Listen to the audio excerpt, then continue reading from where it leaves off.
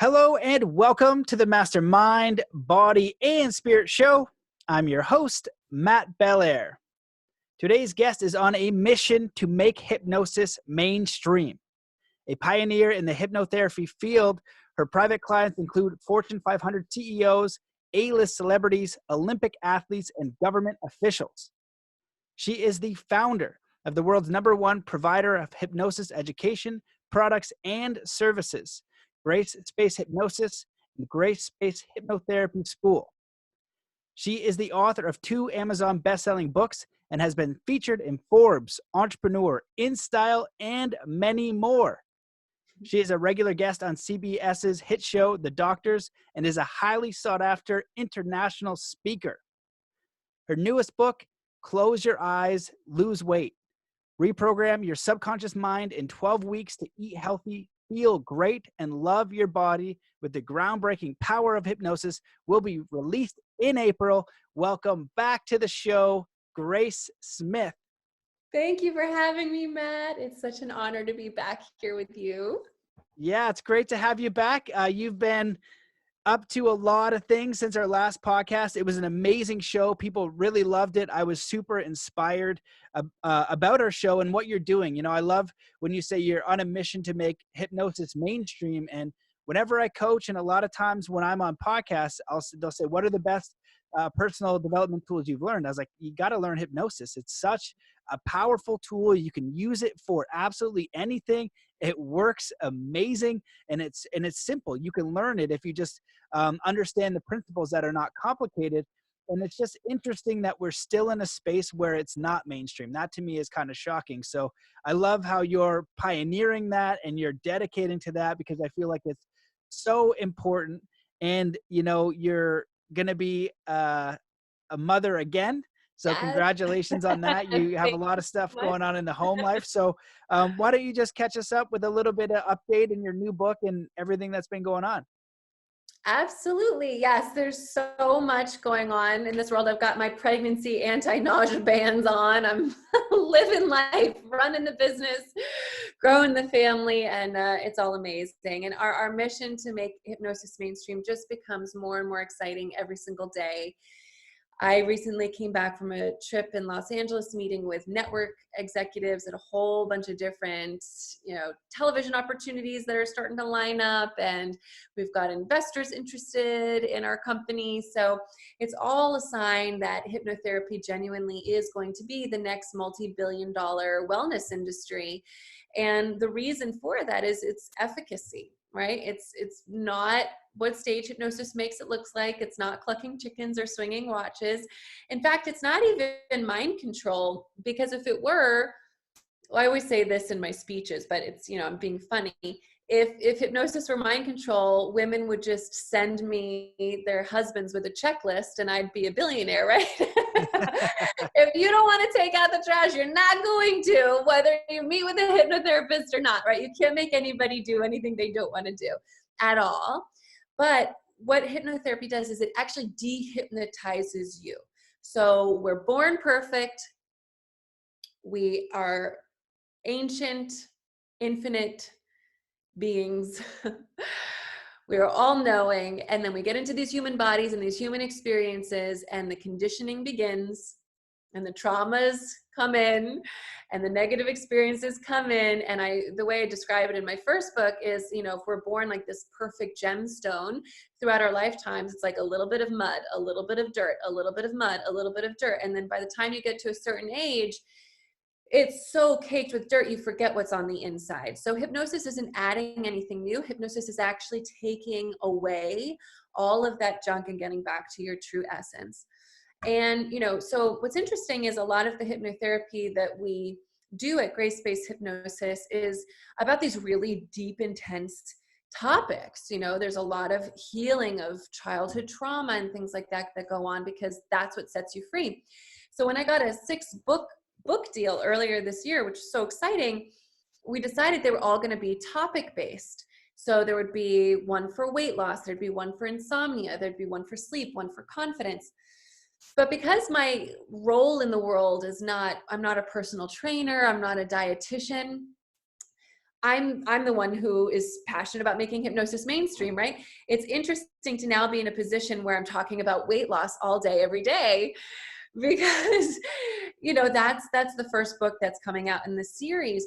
But what I found in writing it, even though it can sound like a vain or a surface level issue, because it's in the media so much, and because there's this multi-billion-dollar weight loss industry with a lot of cheesy products and, do this for 3 days to get the perfect thighs. I think even I was desensitized to what a spiritual journey it is to come home to yourself in your physical vessel, and understanding that if you could hate yourself into your perfect body size, everyone would have done it already, right? Because everybody's internal dialogue for the most part is negative about how they look. From the age 12 on, that's the internal dialogue. Not good enough, not good enough. And the advertising companies are telling us to think that way. So if you desire to lose weight for health reasons, or whatever your reason is, as long as it's coming from an empowering place, you have to understand that until you program yourself to love yourself, all efforts will not be as effective as they could have been. So it's not one or the other. It's not body positivity or lose weight, or self-love and spirituality or weight loss. What I found in the writing of this book was just how much these things are all required simultaneously to have success. So now this is like my new baby. I'm so proud of her. The people who got advanced reader copies are already sending me these unbelievable testimonials, and it's changing their relationship to food. So yeah, I'm really, really proud of it and really excited about it, and just stoked to be able to share it with your audience and talk to you about it today. All of that is absolutely phenomenal. And you said so many things at the beginning that were so important that I want to bring back up. The first thing that you said is that we're born perfect. And then you used another example. I can't remember what it was. Is in the middle of your rant. You just say it now, so I don't know if you can pick it out. But it was along the lines of being born perfect and just being able to create in this world. I hope that I'm able to. I'm gonna have to replay it just so I remember exactly how it was worded, because it was wonderful. But I think the thing that you said that was important to touch on as well is that we need to be dehypnotized. And Yeah. so when I was really studying this stuff in my teenage years, I was studying like the subconscious and things like that. And I got to this point, I was like, whoa, the world is really trying to manipulate me in a terrible way. And this is what the heck? And I remember writing in my journal, I need to literally forget everything that I've been told. And if, like, you can imagine that you're a young girl and you're 13 and you're looking at all these magazines, that's a really messed up. It messes you up. What are you supposed to look like? How are you supposed to think? How much money you're supposed to make? We're supposed to value money and success. And so what are we willing to do for that? And these are the values that are put on us at a very impressionable age. And Mhm. one of the things that I would love to see changed, and if we could do this, we would change the world very quickly, is get control of the media, get control of all of these corporations and agencies that are for profit. And so for you to feel bad about yourself, you can go buy this thing. And so if we had really specific agenda in hypnosis and programming towards positive cultures, towards positive body image, towards positive just way of living, it would transform the planet immediately. And to share an example, and I'll let you jump in. I remember our last podcast. I was really excited. So, if you don't imagine the American flag, or try not to think about a pink hippopotamus, your mind has to do it. And so, if I go one step further, which is a little bit worse, I say, don't imagine a little kitty getting his head chopped off. And No. so when you do that, your body sends an emotion, and you didn't tell it to send that emotion. And you can use that. That's just like a little example of how it works. You can use that same power to give yourself the motivation, the inspiration to kind of take off those cobwebs of all that old conditioning that said you weren't good enough. This is why you act this way. You have no control. That's the biggest one, I think. You have no control of how you think and how you behave. That's exactly what you control. But regaining control of your mind is so paramount. And so I'll let you comment on that, and then I'll fire you some questions. Yes, what came to me when you were sharing these examples is a lot of times when we will say to someone, think a positive thought instead of a negative. If they're really in the depths of like a deep, dark, depressive episode, that's almost impossible to do for or about themselves. However, you can do it for or about other people quite easily. And when you shared the kitten example, I would say, you know, if you're thinking in your mind at home, okay, what's the opposite of that? How can I release without meaning to, without willing it into being, just automatically, how can I release a positive emotion? And what came to me as you were speaking was an image of your best friend running through the yellow tape at the end of a marathon. Imagining your like, I just got chills, right? My best friend's not a runner, but I just saw Michaela like this through the yellow tape and I got chills because I'm so happy for her. So even if you find that it's difficult for you to imagine yourself running through the yellow tape because the negativity in your mind has become such a strong, repetitive, you know, it's just this recorder playing over and over again. I challenge you to find ways to break through it by making those positive thoughts and emotions about other people to start with. And that's called a pattern interrupt, just so that you start to fire new ways of thinking, new ways of feeling into your body. You start to recalibrate with more dopamine and serotonin and less stress cortisol. And, you know, Matt is a new parent.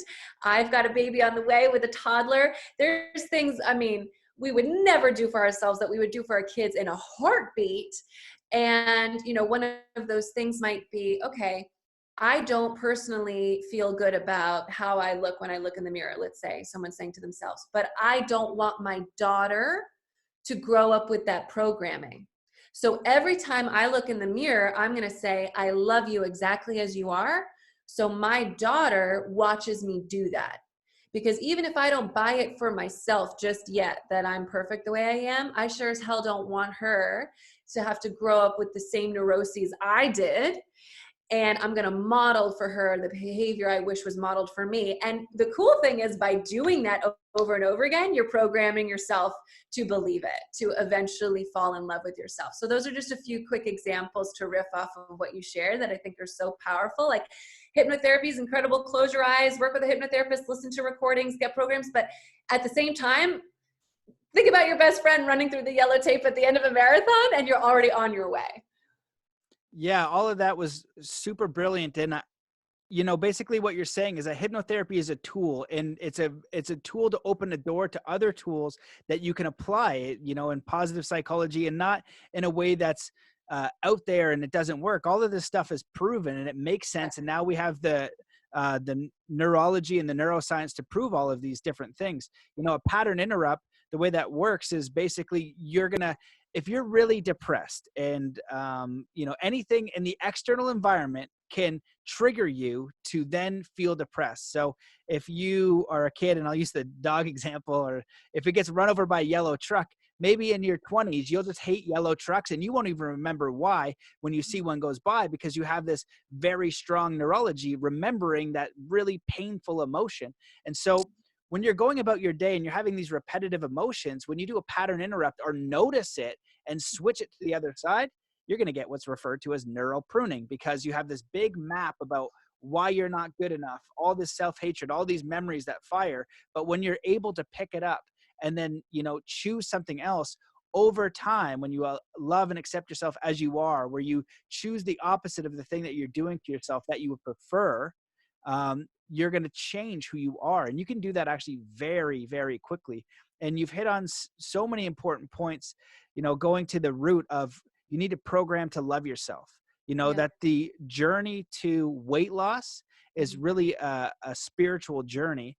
And I've had a few guests on recently that were really about food and health, and people getting really sick because their diets aren't great and probably overweight and diabetes and things like that.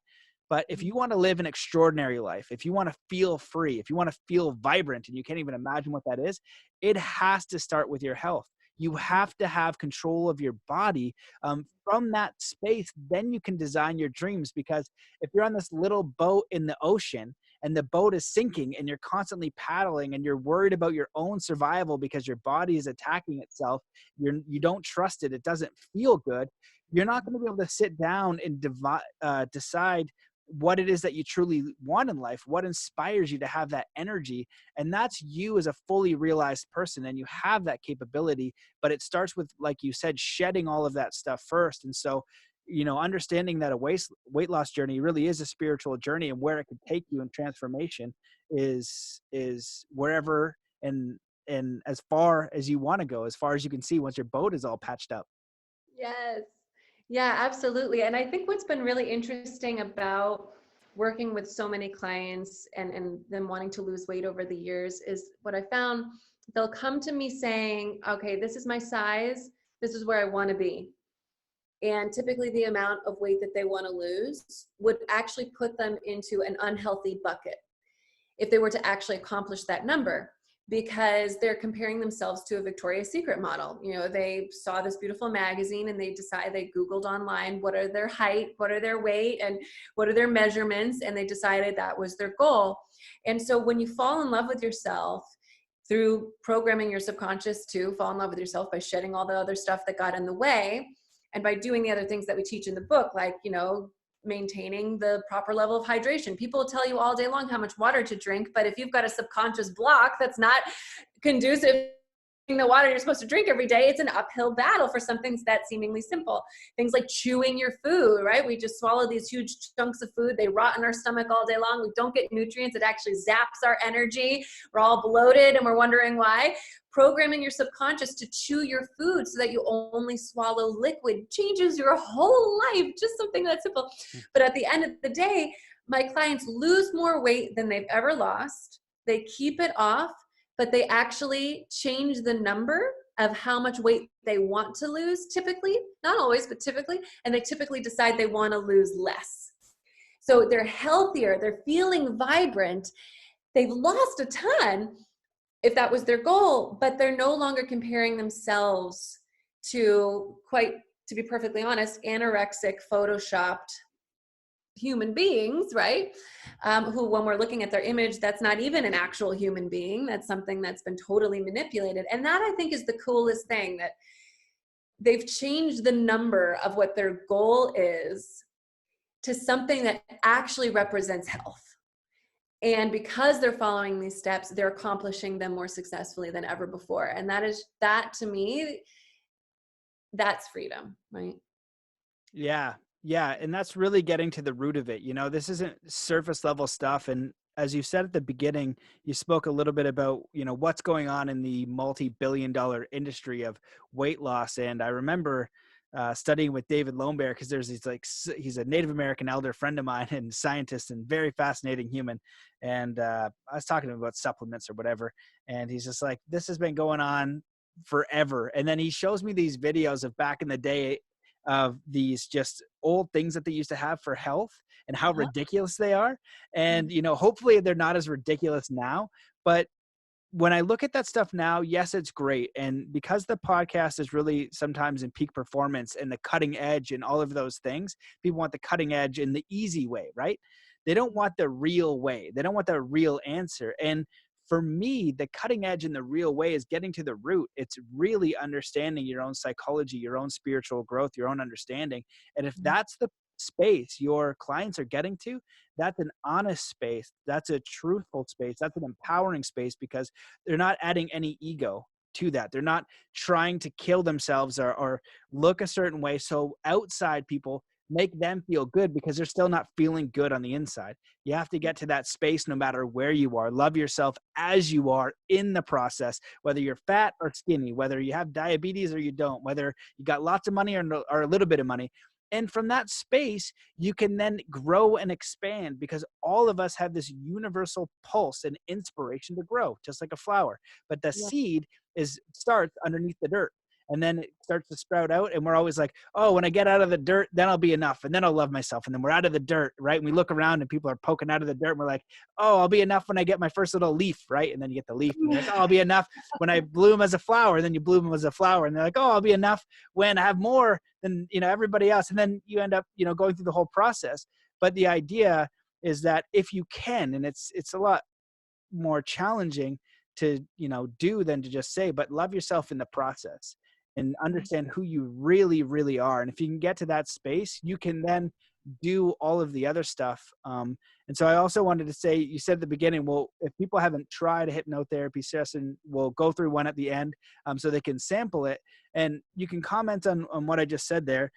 And I also wanted to ask, like, what are some of the things that people are coming to you, like their biggest problems, like, I can't lose weight because, and some of the transformations you're seeing and doing this type of work? It's a great question. So, weight loss is such an interesting thing. The reason why this is the first book that's coming out in the series is because it's the most common request. It's not the thing that people necessarily come to me for first.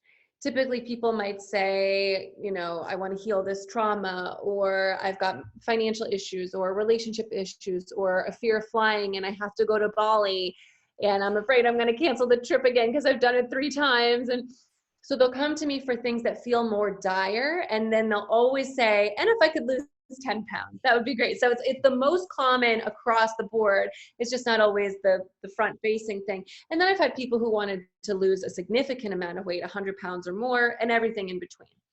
And what we found is that even though almost every single person on the planet wants to lose at least some weight, not everybody, but almost everybody, the mechanisms for why people are having a challenging time losing weight do vary from to individual based on their specific programming, who they grew up with, their culture. There's a lot of cultures that combine food with love. If you think of Greek, Italian, Jewish, there's just a lot of cultures that grandmas express their love for their family with these huge big meals. Oh, Brazilian, I married one. My husband is Brazilian. Every time I go to Brazil, I know now I'm going to offend people that I love, and I don't mean to offend them, but I can't have more than 3 servings. I can't, it doesn't, and I love it. The rice and beans are amazing, but I just can't have any more. But that's love, right? And so that's very confusing in the subconscious mind, to start to show up to family gatherings and say, I love you, Grandma, but I'm not going to have 6 servings. Or I don't need the dessert. You start to feel like you are going against the family unit, which we have been programmed throughout time to never do, right? You can't go against the clan. If you're on your own out in the world against the lions, you're going to die. You have to fit in and do group think, right?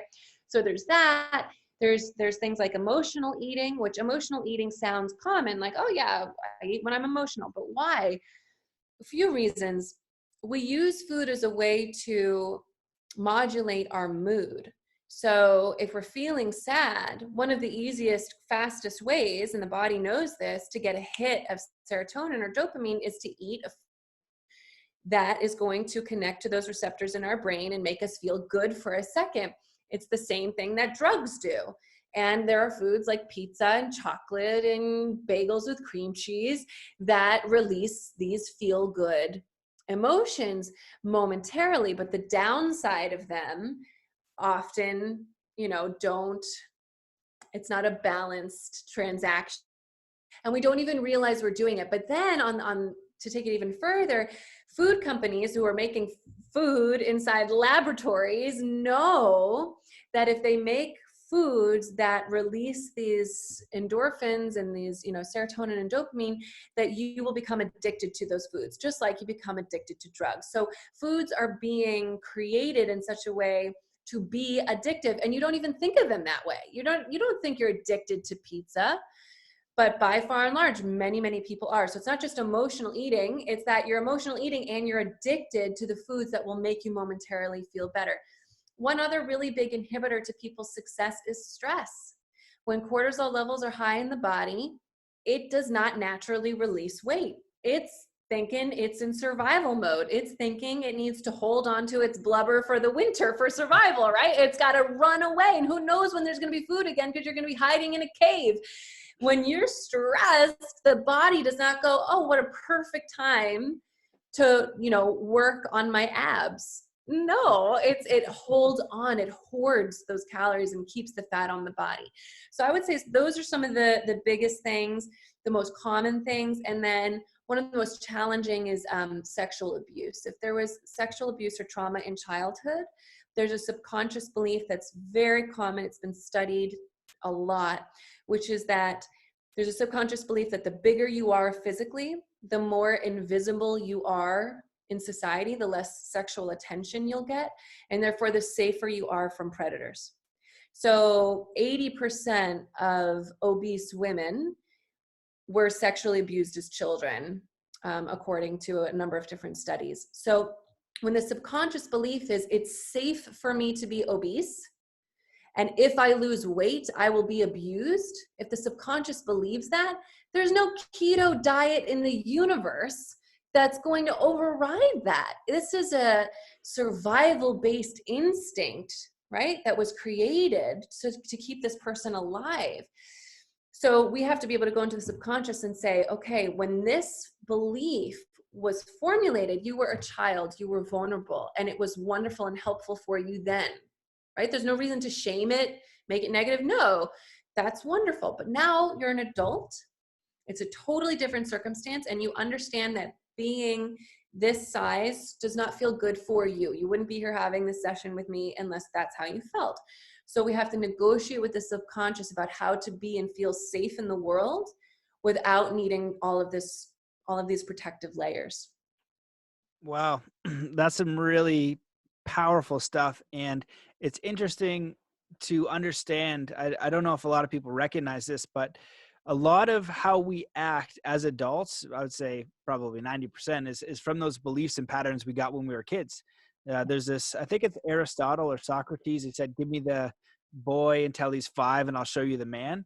And the thing is, because at that time in your life, you basically don't have the critical factor. And the critical factor in hypnosis, if I say you're super, very overweight, and I say tomorrow you're going to love exercise, you're going to eat only healthy foods, and you're going to be super in shape. The critical factor is basically your consciousness and your memories and what you think. And you'll say, what? Nah, man, I've been struggling with this forever. There's no way that's happening. Get the hell out of here.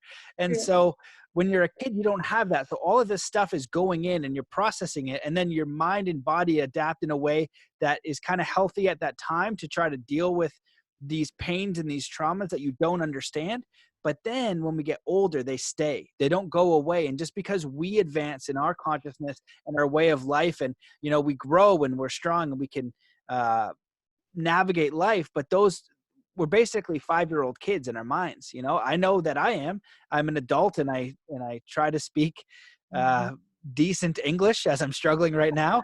And, you know, but emotionally, you know, when I look at things that are sad and deal with things, I'm still, you know, a kid and I'm still very soft, you know, and I think that we're all that way, but a lot of people will pretend, you know, we'll use intellect, we'll use all of these different things. And so if you have this old scar, there's a chance that it's influencing you a great deal and more than you want.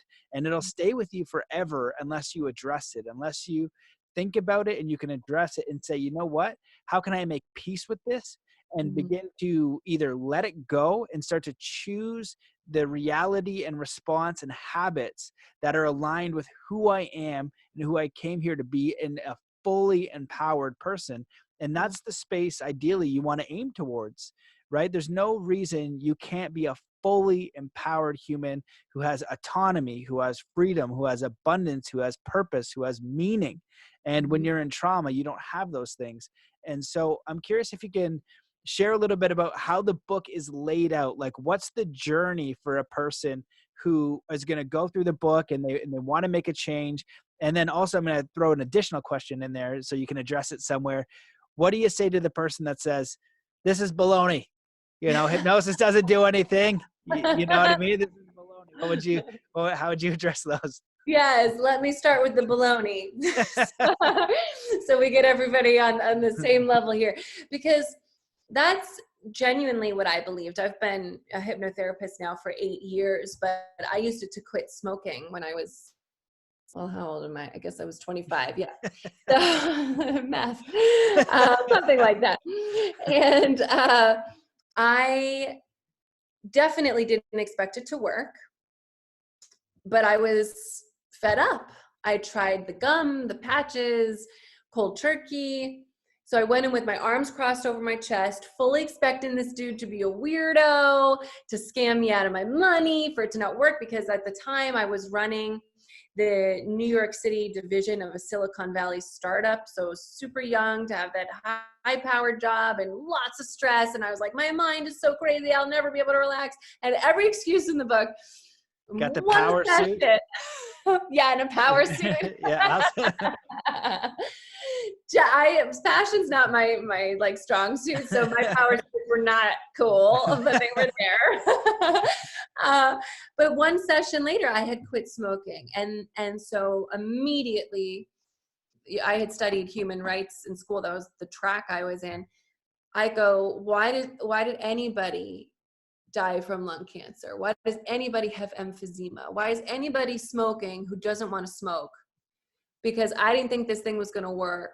And it was the coolest, most relaxing, and also informative. I learned so much from that experience, but most importantly, it was effective. So here's how it works and why it works for those who are skeptical, now that you know that that's where I started, and look at me now. Okay. Okay, as you mentioned, Matt, under the age of 7, we are pure subconscious, meaning we haven't yet developed that critical mind. What it means to be pure subconscious is if we were to put sensors on our brain and look at the waves that our brain are producing, we would be producing what are called theta brain waves. So beta brain waves are what we've got right now. We're talking fast, we're excited, we're having a conversation, and the waves would look like this. If we got quiet for a minute, stared out the window, and started to daydream, the waves would start to look like this. Still pretty fast, but smoother on the tops and the bottoms. That's daydreaming. That's the alpha state. That's when you're in the shower and you have those light bulb moments. You're totally aware of where you are. You know you're in the shower, but you get that great idea. Happens for me all the time on planes too. I'm just looking out at this gorgeous sky, these beautiful clouds. I'm in alpha. My eyes are wide open, and I get these great ideas. Delta is way down here. The waves look like this, and that's sleep. And the theta brainwave state is this beautiful place that is deeper than alpha. So it's deeper than daydreaming, where you're already getting good ideas and you're already more creative. It's deeper than that, but it's more conscious and alert than sleep. So you're not sleeping when you're in hypnosis, but what you are is 100% tapped into your highest creative potential. You're tapped into your intuition, and you don't hear the critical thought that says no, or bad idea, or you suck. That's all beta. That's all the beta brainwave.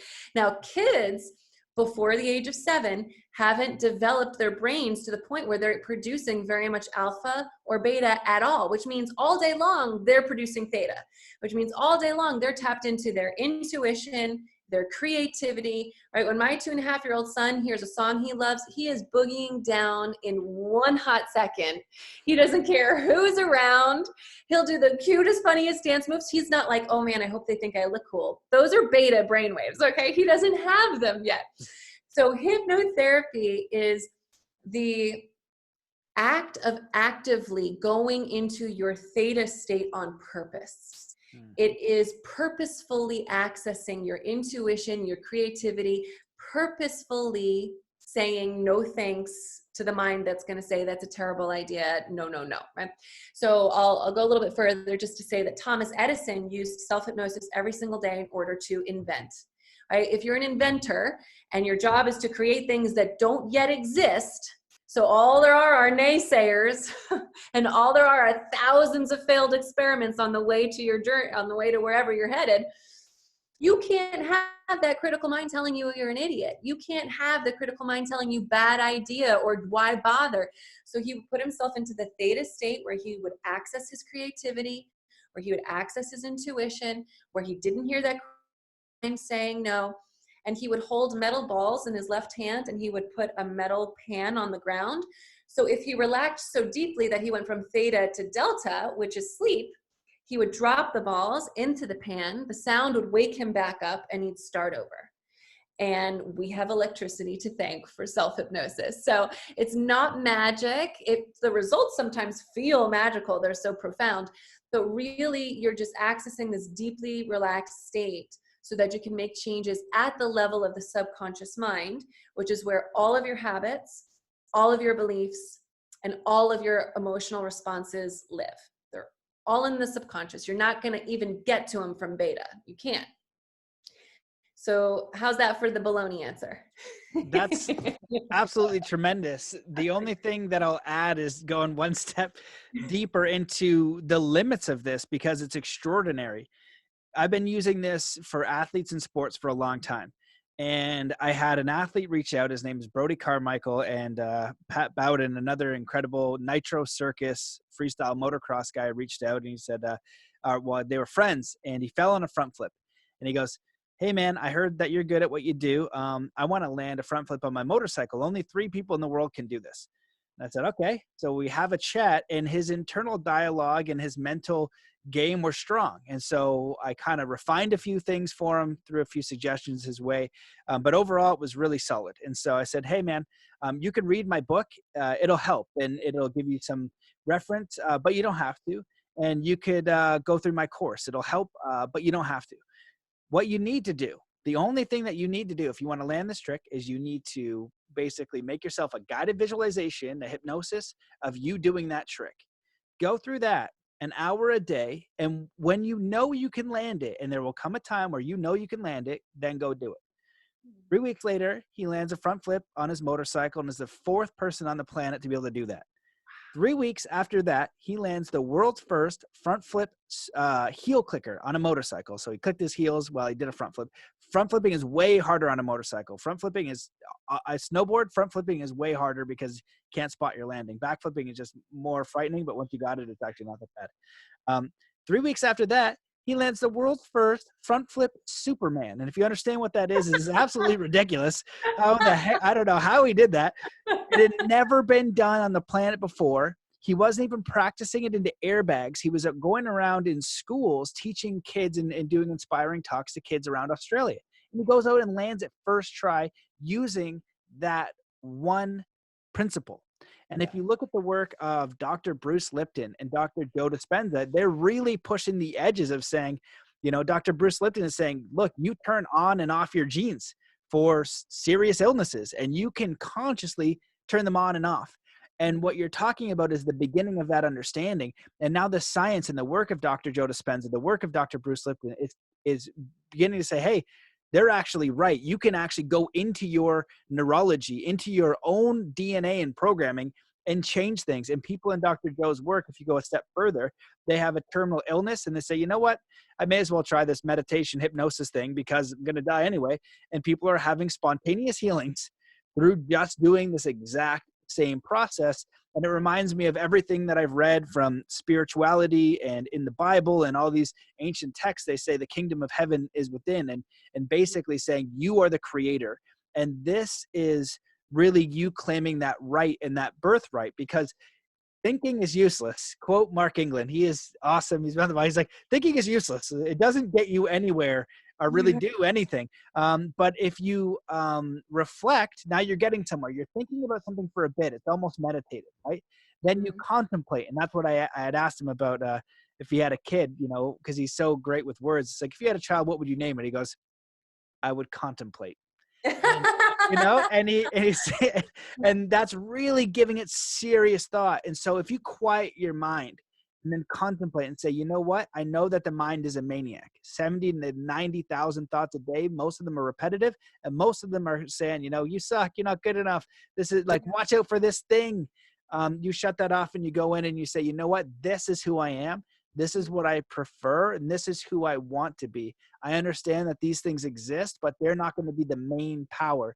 That intention within me and who I am and what I decide, that's going to be the motivating factor. And I am going to take control of that. And each and every one of us have a right to do that. And we were never taught how to do this. And to kind of go back to your story, you're a very smart person. You're saying that you had a big education and all this kind of stuff, but they don't teach this in high school.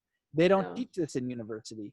And, I'm not going to get into the conspiracy stuff, but watch Edward Bernays' Century of Self. Why is there these huge industries around, making us not feel good enough? And why is this not taught? If this were taught, this would change the entire paradigm of the world, because if people were okay, if they were fulfilled, if they were healthy, they would be doing something that would help others. Nobody that's okay and fulfilled is doing anything other than something that benefits the environment around them. The only reason you do things that you wouldn't otherwise do and compromise is because you're afraid of not having enough. You're afraid of losing the money. You're afraid of losing the status. You're afraid of losing all these different things. And so I can't think of a more empowering idea to implement in society than our own empowerment of taking control of who we are and how we create here. Yeah. I would say at least 90% of my clients, when we've gone back to the source of one of their issues as an adult, it took place in their kindergarten classroom. Because they were verbal and right on the cusp of when the conscious mind started to develop. So they were pure subconscious, still theta, so everything's coming in directly into your subconscious, but they're just starting to develop self-consciousness about the people around them and worried about being made fun of and things like that. So something that might not seem traumatic that we consciously have no memory of, like, for example, I had this wonderful client who was experiencing panic attacks. We go back, it's her kindergarten classroom. She raised her hand to show and tell for show and tell day, and the teacher made fun of her. And the teacher didn't mean it to be malicious, but all the kids laughed and snickered. The teacher just made like a little joke about her show and tell, and she had no conscious awareness of it, but her insecurity, her anxiety, and her panic attacks started that day. And they continued until at 37 years old, she came to me for hypnotherapy. And she had no idea that's where it stemmed from. She thought it stemmed from her boss, from, what she had to do by Friday for her to meet her quota. So much so when you say that, they don't teach this in high school, they don't teach it in college, they don't teach it anywhere, but oh my God, if they taught it in kindergarten, right when things are starting to shift, or at least require all kindergarten teachers to have a basic understanding of the subconscious mind, please, then the human species would evolve to the next iteration. It absolutely would, because we wouldn't be passing on generational trauma anymore, because we'd be healing the stuff before it's stuck. And I'll share a few more quick studies before I get to the format of the book, because you shared such cool stories, and I feel like people will get really jazzed to hear just a few more. Out of Harvard Medical School, right? Doesn't get more legit than that. There was a study that found that bones were healing 40% faster in a group of people who were using hypnotherapy. So basically, there were all these people with ankle fractures. There was a control group who didn't do hypnotherapy, a control group that did. And with the control group that did, bones healed 40% faster. In a study from Stanford, they found that women with breast cancer who were in the hypnotherapy group had 50% less pain than the group that did not do hypnotherapy, and this is for the cancer treatments. And at a 10-year follow-up of the same study, the women who had done the hypnotherapy had twice the survival rate of the women who didn't. And finally, I think to put it in perspective with traditional therapy, not to say that traditional therapy can't be great. Of course, my experience is a little bit biased because most people still come to hypnotherapy last instead of first. They try everything else first, and then they do hypnosis when they're just like I was, at their wit's end, right?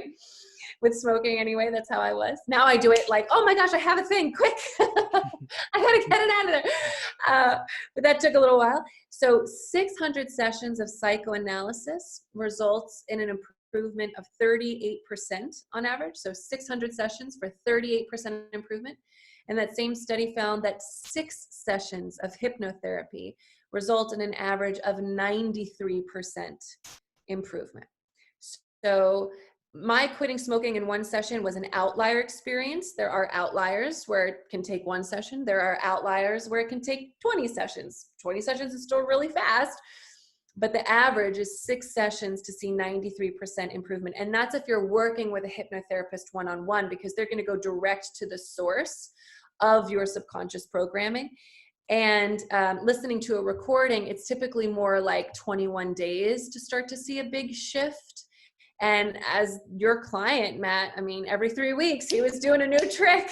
That's about 21 days, right? So it's really cool. And if you guys want to go back and listen to my first interview with Matt, I'm pretty sure I tell the story about the man who I helped break through his paralysis with hypnosis. So that's worth going back and listening to again, because that's why I decided to dedicate my life to making hypnosis mainstream, was when I saw someone who was paralyzed, clinically 100% paralyzed, didn't move for 4 months, was in the best hospital with the best care and the best rehab in the world. And in our session, he actively moved his left hand for the first time in 4 months. And after that session, he was no longer paralyzed and now walks without a cane and is the head of nuclear security in Brazil. So, you know, once you see that, how do you go back to your corporate job? How do you go? For me, I couldn't go to sleep at night and say people are suffering needlessly. They're smoking when they shouldn't, or when they don't need to, rather. They're afraid of when they could go be the lead singer of a band if they wanted. They're paralyzed when they don't need to be. Are you kidding me? The world can't continue to think this is swinging watches when it's one of the most, if not the most powerful way to set yourself free. Those are absolutely phenomenal stories, and I agree 100%. And I've been following your work since we connected, and I'm so glad you've taken on that mission. And with what I'm doing with Zen Athlete, it's the exact same idea. There's hypnosis in there, and even with the kids, it's like Trojan horsing self-mastery. They think they're getting better at sport, but when I teach them how to do a basketball shot, for example, first thing is to clear your mind. Just take 3 deep breaths. An individual who can clear their mind versus somebody who cannot, it's a fundamental difference in the quality of your consciousness and life and freedom and how you feel. The second thing is you visualize the shot going in. This shows you that you influence your reality. Again, it's a fundamental difference in the quality of your consciousness and life. You realize you have more influence here. The third thing is you miss the shot. So what's the most powerful and positive perspective that you can have? You don't always make the shot. Things don't always go right. That's life. But you do get to choose how you respond. A fundamental shift in the quality of your life and consciousness. And finally, can you be whole, complete, harmonious, and full of self-love wherever you are in the process? And there's such small, simple distinctions, but will change the psychology of a young person, of an old person. And usually when I'm working with an adult, I want to get to those things to see if they have them, because if they don't, they can't change their neurology. And I'm sure we could get a neuroscientist on. I've had a few. I'll ask him next time. But, why is it 21 days to create enough, neural connections so that becomes your automatic behavior? Right now, your automatic behavior is doing things you don't want. Dr. Joe Dispenza calls the addictions when the mind becomes the body. So the body is like, I don't want to smoke, but the body's still smoking. It's like, why is my body doing this? It's like, and I don't want to, but the body continues to do things. Like, body, go for a jog. And you're like, something's happening in here, and it says no. And so when you can flip it around, and the body and your neurology and your biology and your chemistry is all working for the goal and the life and the way of being that you have decided deliberately.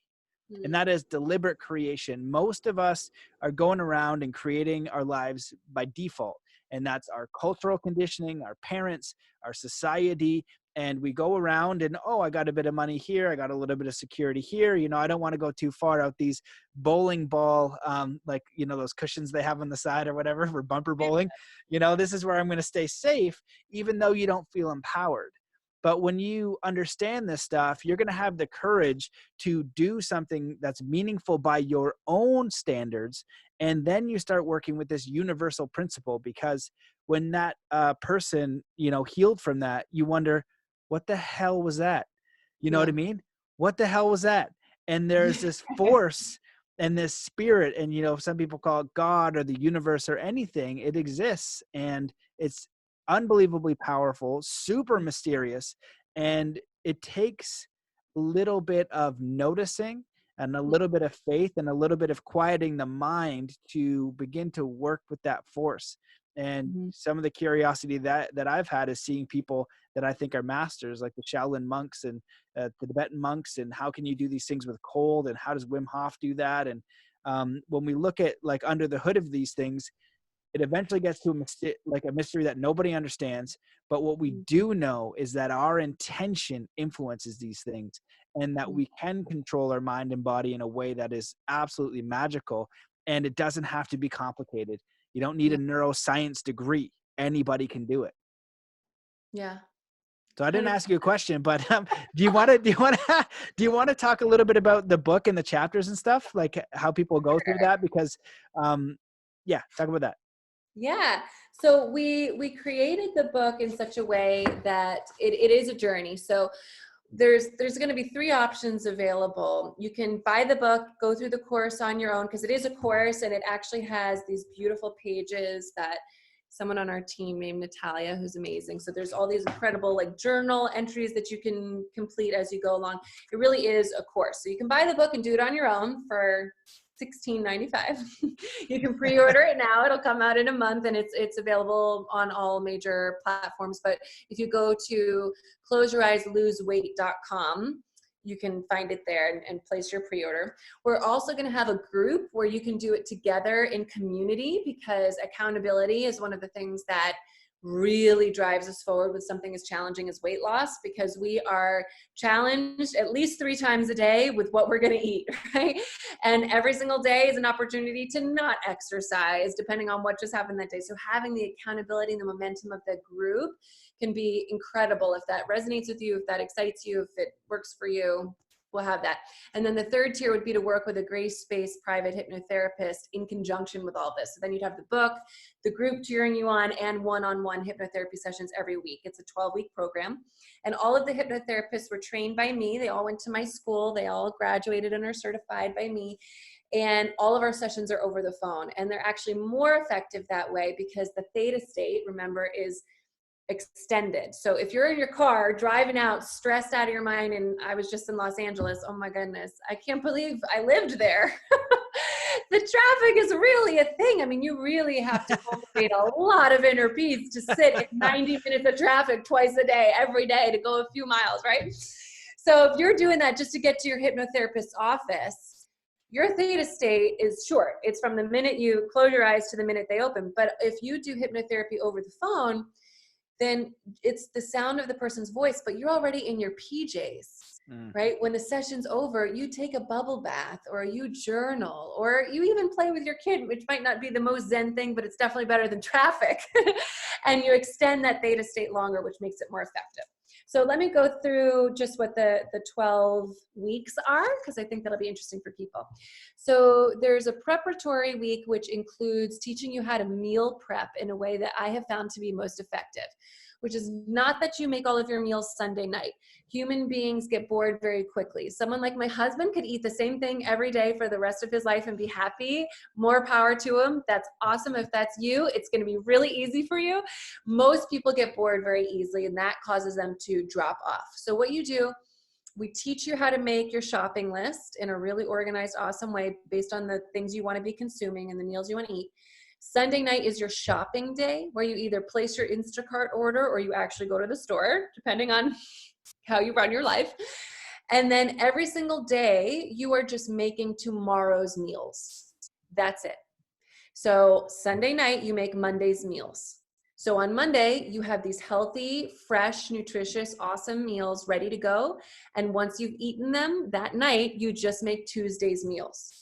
So you're not cooking when you're hungry, right? People come home, they're exhausted, they're tired, they're hungry, and then they just grab the chips. No, you already have the delicious meal from yesterday. Now you get to eat that. Once you've eaten that, you have the energy from it to make tomorrow's meals. So the prep week is all about that, and it's all about teaching you how to master self-hypnosis so you can keep your stress levels down throughout the day so you're not battling that cortisol surge.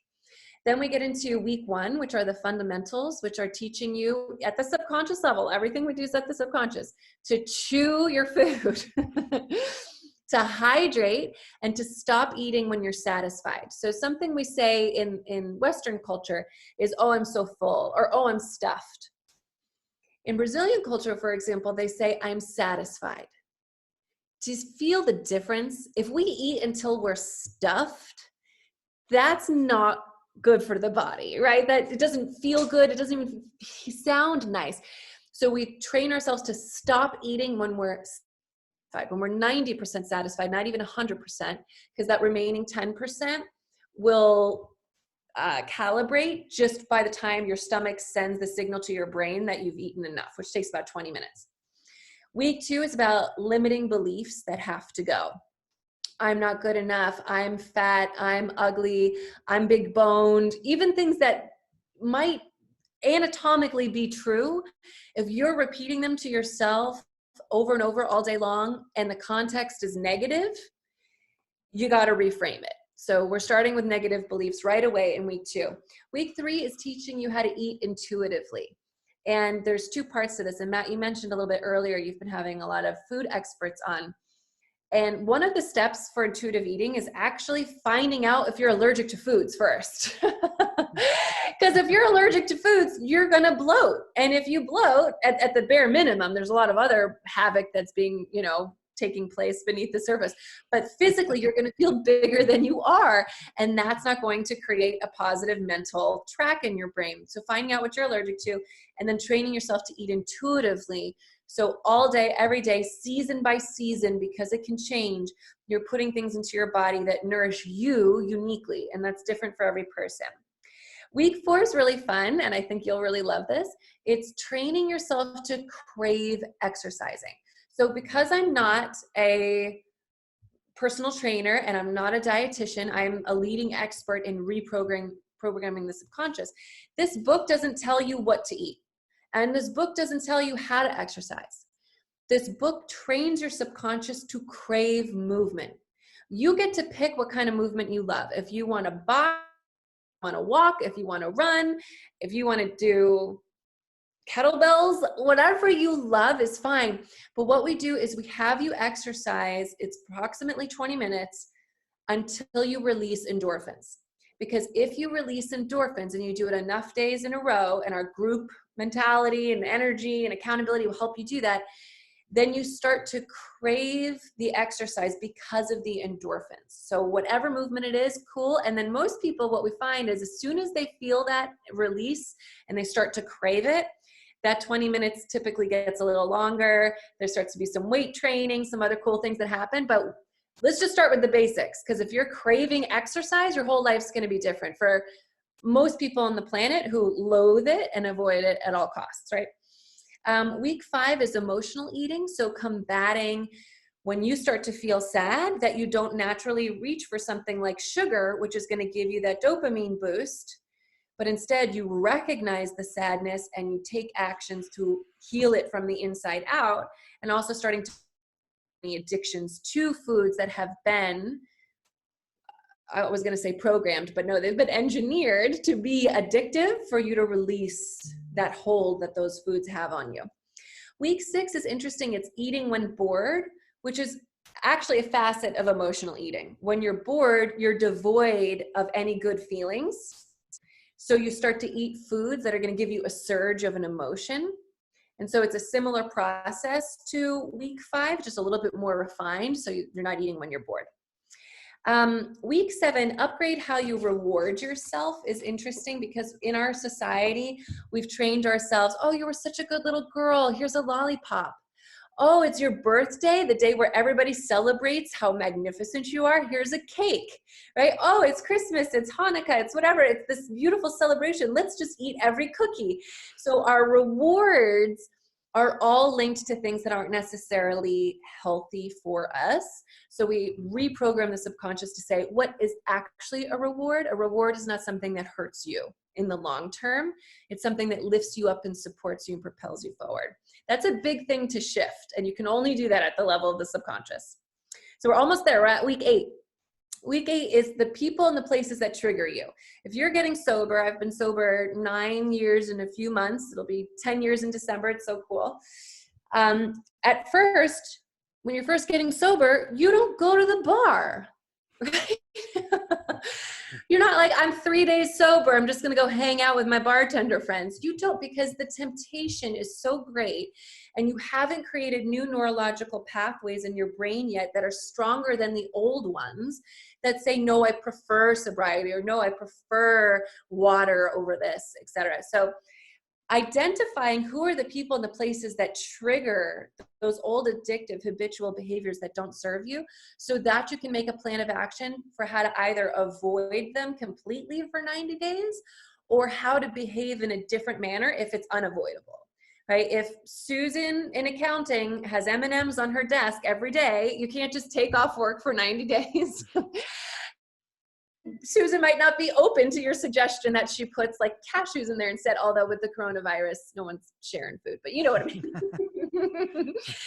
So you either make a plan to avoid or make a plan of how to behave differently when you're there and practice that in your subconscious. Okay, week 9, putting the law of attraction into work. So whatever you focus on, you're calling in.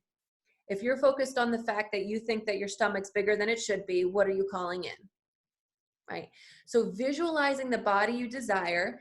But this chapter was interesting to write because I really wanted people to understand this isn't about choosing a false ideal. This isn't about someone who is 5'2" and their healthy body weight is a size, let's say 10, size 8, size 10 is still really, really healthy for them. Them choosing Ariana Grande as their perfect, I'm going to law of attraction, that is unhealthy. That's not beneficial, right? Luckily, we live in an age where representation is becoming more diverse than it ever has been. We still have a long way to go. But finding, if you can, an ideal body type that represents your peak health to help you visualize what you actually want to call in, because most people can't visualize their own body healthier, interestingly enough, but they can stare at somebody else all day long and say, I want that. So we find body types, heights, shapes, bone structure that kind of resemble our own and say, okay, if I were really, really at my peak health, I'd like to call in something like that. So it's you got to be careful because body positivity is so important, but law of attraction is a thing. It's real. It's happening all day long. And so I'd rather you go through the muck of figuring out what a real healthy body in alignment with what's possible for you looks like than continuing to berate your own body and just attract more of the same, or continuing to idolize bodies that are not only impossible to achieve, would be unhealthy to achieve. Week 10 is not going to apply to everybody, but for those who it does apply to, will change their life forever. And that is how to cope with unwanted attention. And this is the chapter for healing from abuse, from unwanted sexual advances, from sexual abuse, even from, it genuinely is traumatic. I can speak from personal experience to experience catcalling all day, every day, from the minute you turn 12 for your whole life. If you live in a metropolis, you leave the house with your walls up, angry, scared, trying to look like, don't you dare engage with me. And that can send a message to the subconscious, I don't want to be noticed. And that can result in weight gain. So week 10 is about how can you be an empowered person and live free, not in this cage built, by society, while still understanding someone's still going to catcall, right? Just because you're feeling empowered doesn't mean the external world changes. There's still predators out there. So that's a really, really deep topic. And then week 11, overcoming the fear of success. Week 11 is when we are seeing such awesome results by now, if you're really sticking with it. Everybody's seeing awesome results that they start to go, oh, I've been so good. I'll just have a little cheesecake.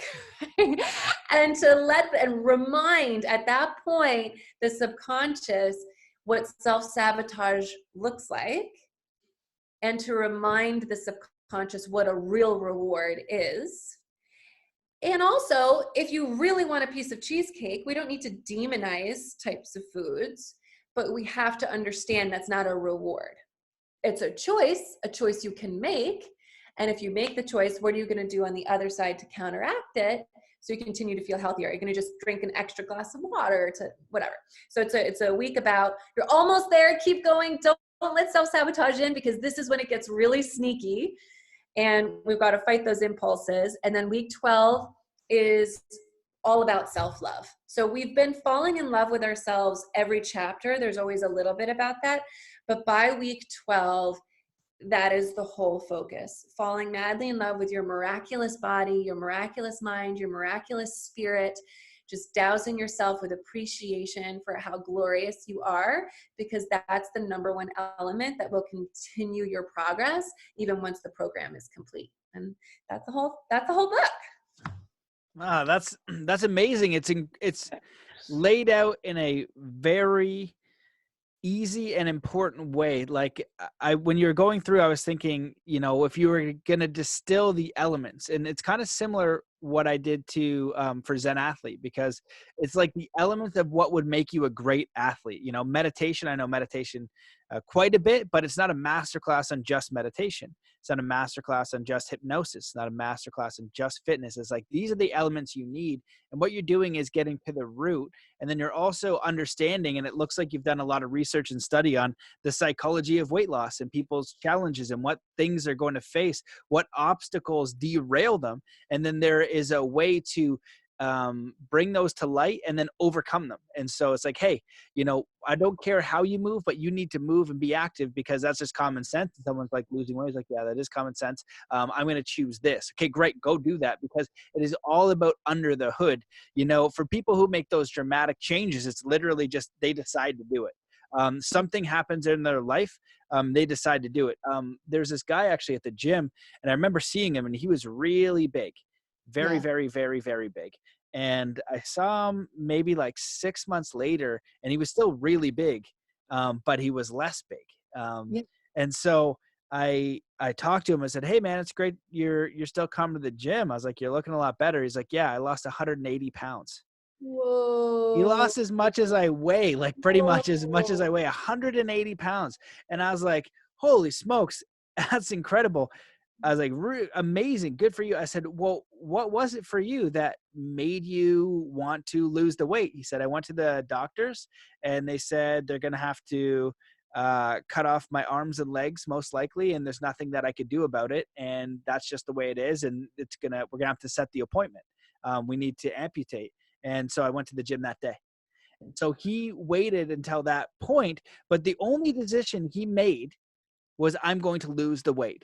Now, that was a dramatic experience, but because we're sophisticated, we have these different things that we do in our mind to justify the process that we're in. And so unless we're getting that hard smack in the face with an external thing that is really awful, we're going to kind of keep pushing the limits until something happens. And so with this understanding, when you say, you know what, I want to lose the weight and I want to be healthy and I want to be vibrant, and I want to take control of my health and my eating, what you're Yeah. doing with each chapter is giving the fundamental tools to go figure it out.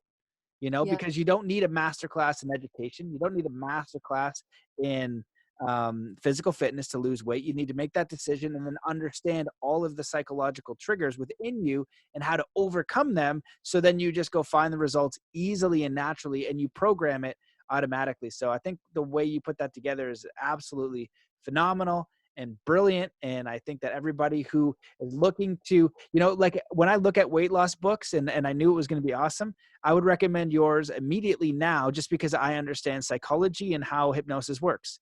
If you wanted, then you would read yours first. That would then say, okay, now if you want to read about how, go get 6 books. Now you'll read 6 books on diet and Yeah. meals and veganism and whatever you want. Yeah. Then you'll read 6 books on kettlebell and all this stuff, because now your brain is working for you. You're Yeah. now curious. You've turned on all those motivators to go find solutions. But if And now you go you can actually do backwards, them and yeah, fix but them. and the exact opposite is like that machine from back in the day that jiggled your fat. You ever see that one? You stand on the thing and it jiggles your fat. That's the polar opposite. That's most stuff. It's like, I'm going to go do that thing because it's the easiest thing. I haven't changed my psychology. My mind frame is the same. And I haven't done anything with how I react unconsciously, how I process all these things, all these emotions, and all these things under the hood that have so much emotional power and influence on how I act, whether I want to or not. So I go get the jiggly machine. I remember having this one that my cousin had where it zapped your abs. You know what I mean? And it basically electrocuted you. And Oh my, and I was using that because my mom had it. And I was like, this thing, I was like, well, I'm going to use whatever. And so that's the opposite, right? So you can look at all those ideas, and they can be useful, but nothing is going to change that decision and that belief system and your own psychology to make a change. So wonderful stuff. Oh, thank you. Yeah. Um, so I was going to ask, though, I was curious, if they buy the book, is there something at the back? Do you give them a guided recording of a hypnosis session of Yeah, a weight I decided loss to do session? it differently this way. So most books that come with meditations or that come with hypnotherapy, you get them because you bought the book. And so it's kind of locked behind a wall. I decided to do it differently this time. I'm going to put all of the recordings that go with the book on YouTube. I'm going to just make them free. So you don't have to buy the book, but you'll get a lot more out of it if you buy the book, because you're going to understand why we're doing this when we're doing it. You're going to understand, the method behind each recording. But I just feel like I don't want it behind a paywall. I just want people to have access to this. So all recordings that will go along with the book will be on YouTube. And then if you want to understand it, if you want the journal pages, if you want the science and the studies and the how-to written out for you, then there's the book. If you want the accountability, then there's the group program. And if you want to get to the root of the source of when that problem started, probably in kindergarten, then you're going to want to work with a hypnotherapist from our team. And they're trained in this program too. So you'll be going week by week with them in accordance with the program. So there's options for people as little as they want to get involved and as little as they want to invest, as little as $0 on YouTube, all the way up to, working privately with someone week after week. Amazing, phenomenal. I love that platform. That's cool, because I know, like, if I'm reading a hypnosis book, I have to hear the Oh session. yeah. I just have to hear it. So I'm glad that's awesome. That's on there. And I like the format of giving everybody that option, because, even if that triggers it, if it stimulates that motivation, then, because that's really what it's about, is triggering that motivation. And, my example, because I'm redoing Zen Athlete now, and I want to bring it to a lot more kids.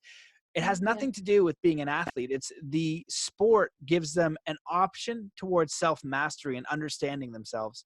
You know what I mean? Whether it's art or it's music or it's sport or anything that you want to get better at, gives you an opportunity to become a better person, to break your limiting beliefs. It's just that option. And so if weight loss is that first opportunity, maybe as an adult, to just rediscover yourself, rediscover your power, that's the option to tackle.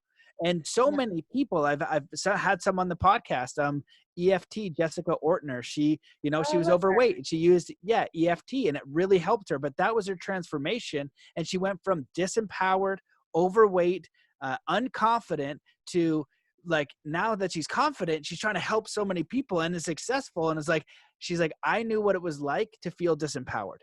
I knew what it was like to not have control of my weight and body. And over here feels so much better. And I hope that I could offer that to someone else. And so your transformation is meaningful, and it will lead to the next evolution of your life. I just started going through Stephen Kotler's new program, and he talked about how it's not just the first act anymore. Like, back in the day, our parents' generation, you have one act. You're going to work in this job forever.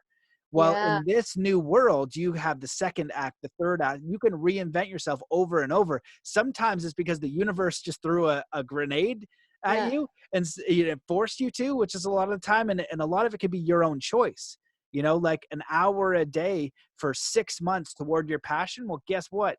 You're going to make some momentum there. Well, what about 2 years? You're going to be in a whole nother space.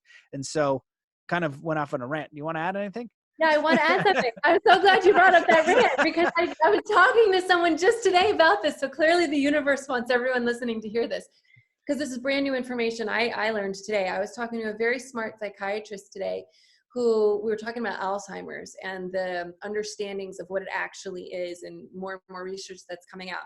And they're finding that it's not what they thought it was. So your whole life, let's say from your late 20s into 30s, 40s, 50s, most people they've got a big career going on. They're busy, they're working, they got 40 hours plus per week on whatever they're doing. Some people also add to that kids and spouses and commuting and fixing up their home. Their brain is constantly going, constantly learning new things, constantly having new challenges thrown at them. Then you retire, you're not taking care of your kids anymore. You're not going to work anymore. You're sitting around at home. And so what they're finding is, from about the age of 60, you lose about 1.3% of your neural cells. I just learned it today, so I don't know if that's per day or per year, but it's let's say it's per day. You guys can double check it. So per day, you're losing 1.3%, but you're also gaining 1% of new neural cells. So you're really only losing, 0.3% every single day, unless you're learning something new. If you're learning something new at the age of 60, like a brand new language or a brand new card game or to paint, or you're not just playing golf every day because you've played golf every day, that's not new use of the brain, but a new sport, new anything, just new learning, then you only lose 0.8% and you're gaining 1% per day. So even at 60, there's actually no cognitive decline so long as you're learning something new. And all of the stuff that they thought was clogging the brain and causing Alzheimer's, these plaque buildups, they're starting to understand that that is the byproduct of dead neural cells. So if more are dying for you than others, than are being replaced, that's the buildup, that's the plaque. So if you continue to learn something new, less cells die, then new ones are being generated. Isn't that freaking awesome? And I find that to be the case in my school. I have to say, this is an interesting thing, and it made me sad at first because I wasn't sure how else to react to it. But we've got people from all over the world in our school. I mean, Singapore, Argentina, all throughout the States, Germany, everywhere, Russia. And we've got every age, every ethnic background, every socioeconomic level. Our school is super diverse. And so we've got people of all ages too. And we found that the students who came to our school who were over the age of 55, who hadn't been in school since they were in their 20s or younger, really struggled.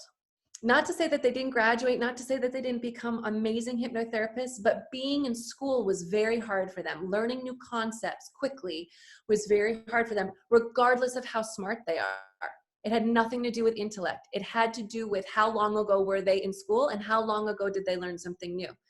And just recently we had a woman in her 60s in our school, and I was concerned for her. I didn't know how it was going to go. But she has been getting new certifications every year of her life for decades. Her walls are just like receipts of certifications. She was getting it faster than the women in their 20s. It's because she has a habit of learning. And so, this is definitely a little bit of a tangent from what we were talking in terms of weight loss, but it just goes to show you that the brain doesn't stop.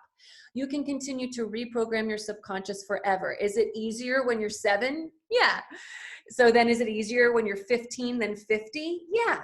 But you can do it forever because you're gaining new neural cells every single day of your life until you die. It's just a matter of how many are dying from lack of use, right? So keep learning, keep programming, keep, mitigating stress levels.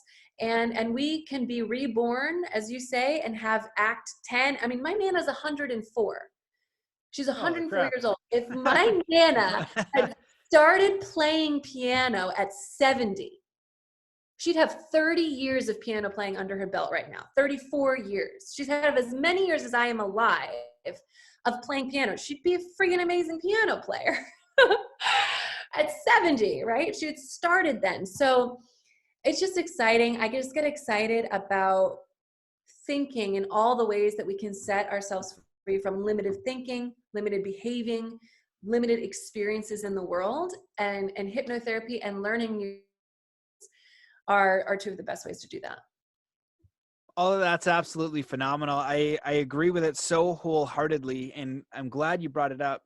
I'm going to just kind of add in a couple quick things because I know we've been going a while, but it's so important. Like when you're talking about new learning, it's being inspired, and inspiration means to be in spirit. So you're doing something new that you enjoy. And so that gives you a vitality and a zest for life. Unfortunately, most people, I think it is like 87%, and I can't remember who did the research, like Gallup or something. They're not satisfied with their jobs. They're actively dissatisfied. And that's where you show up and how you live your life. There's not a lot of vitality, a lot of inspiration, and you can figure it out.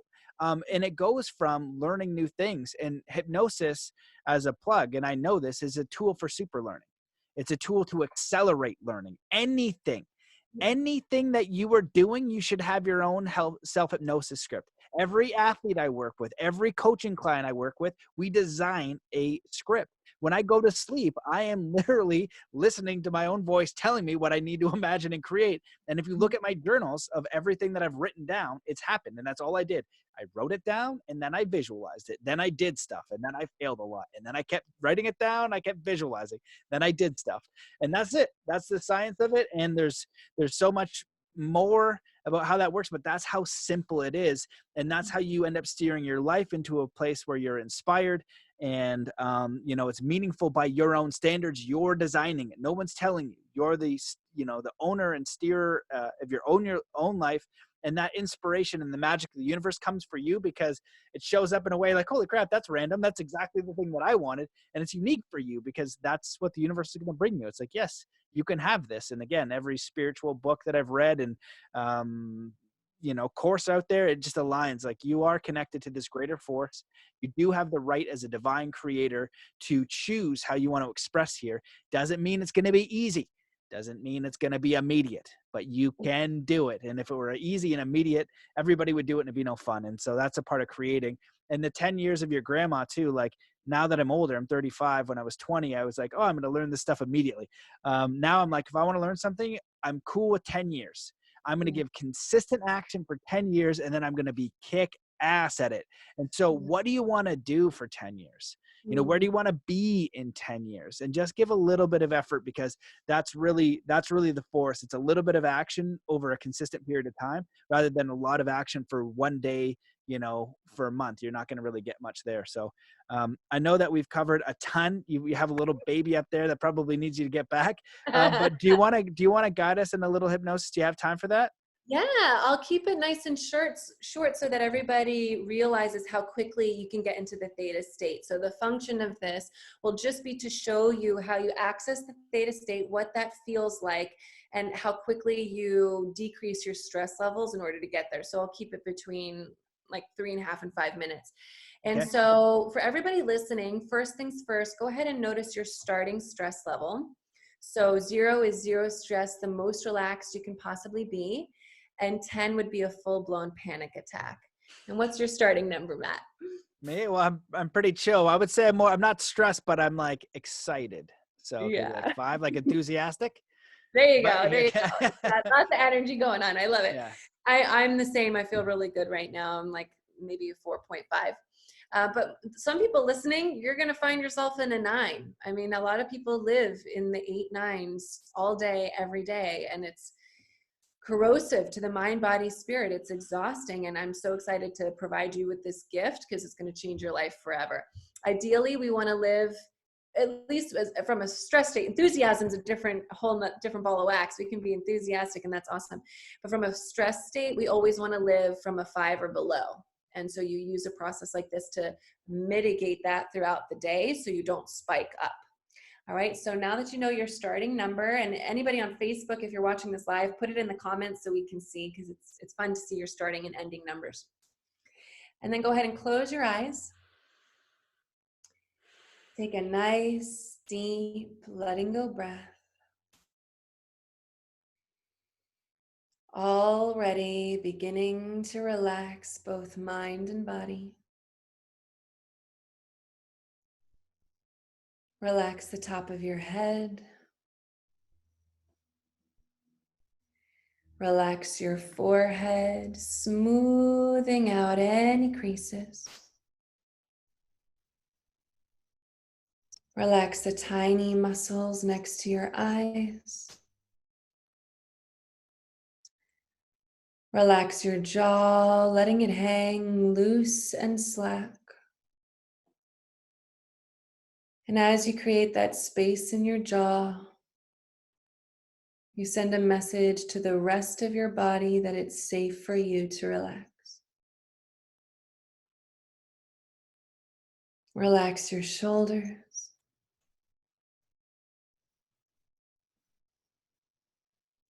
Relax your arms all the way through to the fingertips.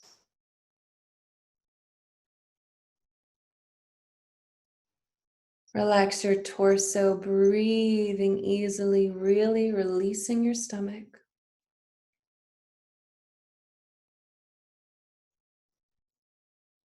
And relax your legs all the way out through the bottoms of your feet. Taking another nice, deep, letting go breath. And repeat in your mind after me. I am safe. I am calm. I choose to be here. Another nice, deep, letting go breath. And we'll do that twice more. I am safe. I am calm. I choose to be here. Nice, deep, letting go breath. I am safe. I am calm. I choose to be here. Go ahead and begin to imagine a color you love forming at the top of your head, and think that color to yourself as it now flows in through the top of your head, all the way through your body, out the bottoms of your feet, down into the center of the earth. That color relaxing you, that color releasing you, that color taking you all the way down. Repeat in your mind after me, doubling your relaxation with each and every single decreasing number. 5, I'm going deeper and deeper. 4, I'm going deeper and deeper. 3, I'm going deeper and deeper.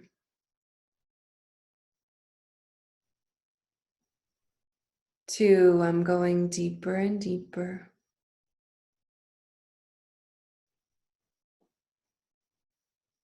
1, I'm going deeper and deeper. Think that color you love as it flows in through the top of your head, all the way through your body, out the bottoms of your feet. This color relaxing you, releasing you, taking you all the way down. Then when you're ready, putting a gentle smile on your lips and opening your eyes.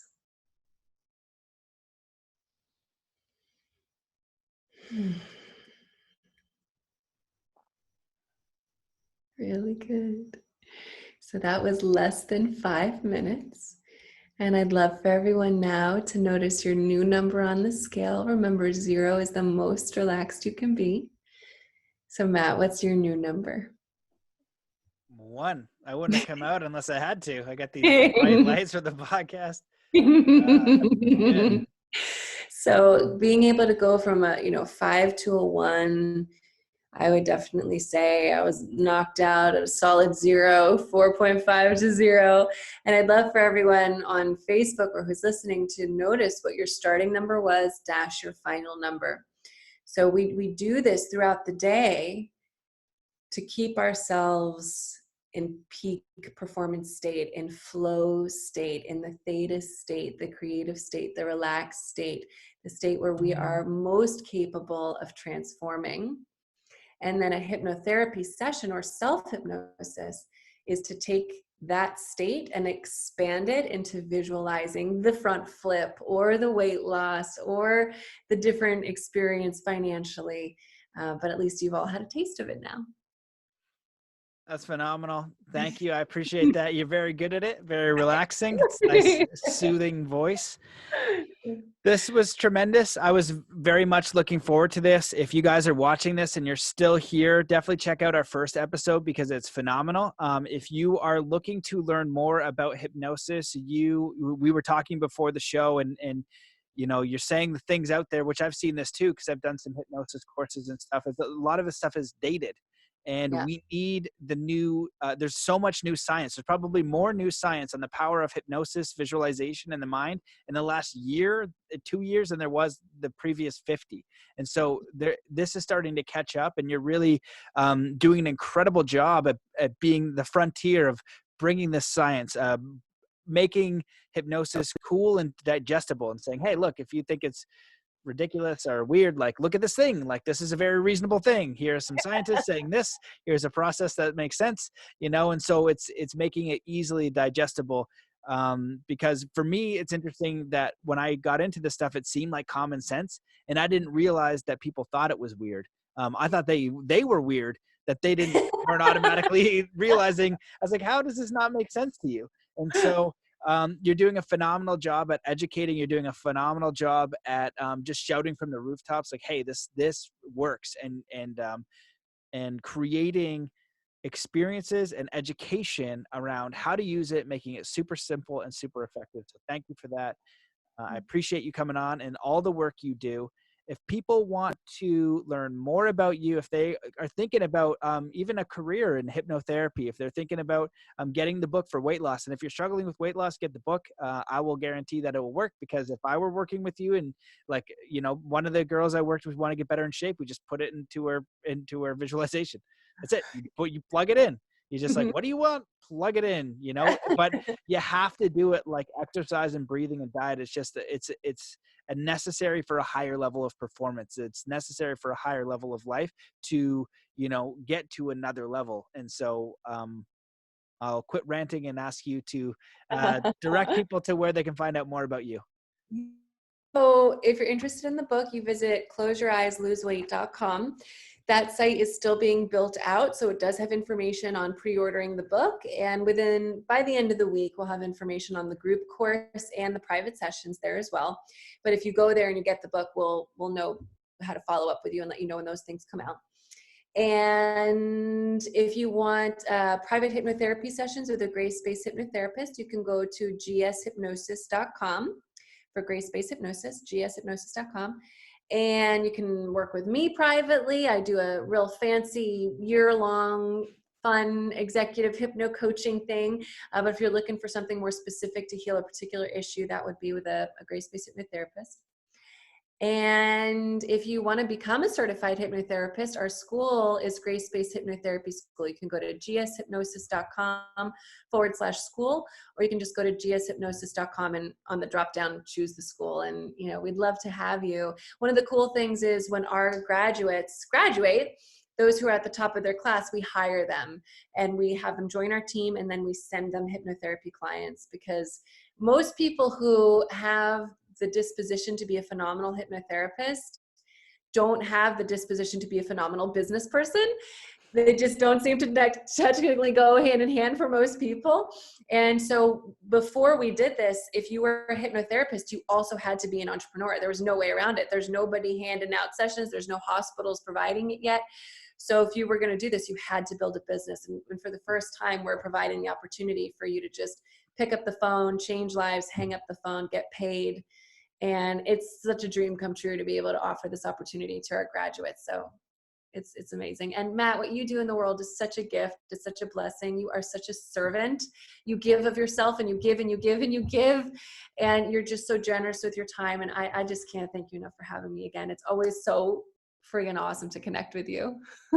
Oh, I appreciate those kind words. Thank you so much. And yeah, I just have a great respect for what you're doing in the world too. So thank you guys for listening to this show. Please go check out Grace's website and her work. Leave a comment, support. But yeah, absolutely phenomenal stuff. I wish you even more success in the coming future, and congrats on the baby to come. I hope that all of this stuff you're building, they'll give you a 4-month window of relaxing. But yeah, a big appreciation for everything that you're doing. Thank you. All right, guys. Thanks for watching. See you in the next one. Peace. Bye.